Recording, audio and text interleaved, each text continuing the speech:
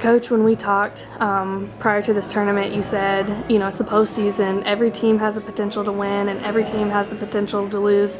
Y'all have had such a great season. I hate to see it come to an end, or at least for the championship title come to an end today. But what did you tell your team, after the game, and what do you say to them? Well, I don't know that it was anything profound, but what I've tried to hammer into them just as men are consistent when no matter what's going on in their life, men set the tone. And unfortunately, the way that we get better at that is by going through things that test us and going through some really tough times. And so the only reason why they should have any regrets is if they didn't prepare properly, if we didn't do the things that we were supposed to do.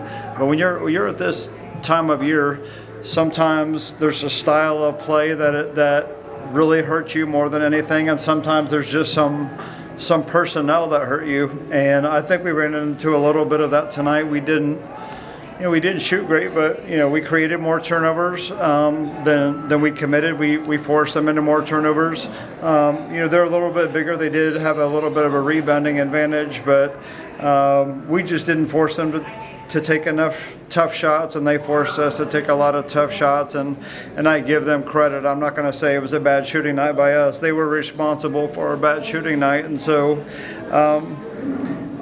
I said, if you're going to honor the way that we have been all year, let's just honor the fact that we've been consistent. The day of the Furman game, I gave them a pregame devotional just saying that I woke up that morning, and for whatever reason, I just said I'm going to give the results of our season over to God, and I'm just going to surrender the results, which I've never done before. I probably should have been this whole time, but I've tried to hold on to things and make things my responsibility. And I said I'm not going to do that. I'm going to enjoy the process more. We're going to prepare like we're supposed to prepare, but I'm not going to obsess about the results. We're just going to keep being consistent, and our consistency has led us to the most historic season, the best season in Bruin history. And so I think the recipe we have worked, but that doesn't always mean that you win a championship. But they've got a chance to learn some things from this, and I hope that they do.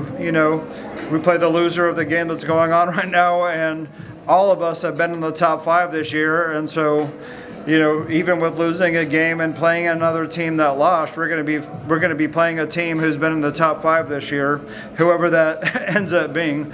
So tomorrow's game is not going to be any easier. And so what we have at this tournament that we don't have in a lot of tournaments is we know for sure when we come here that we're going to play 3 games. We all know that our season is going to end on Saturday. And so even in a loss like this, it's not an abrupt ending for the seniors, and they never get a chance to play. We have a chance to come back, and we have a chance to respond after one of our worst games of the year.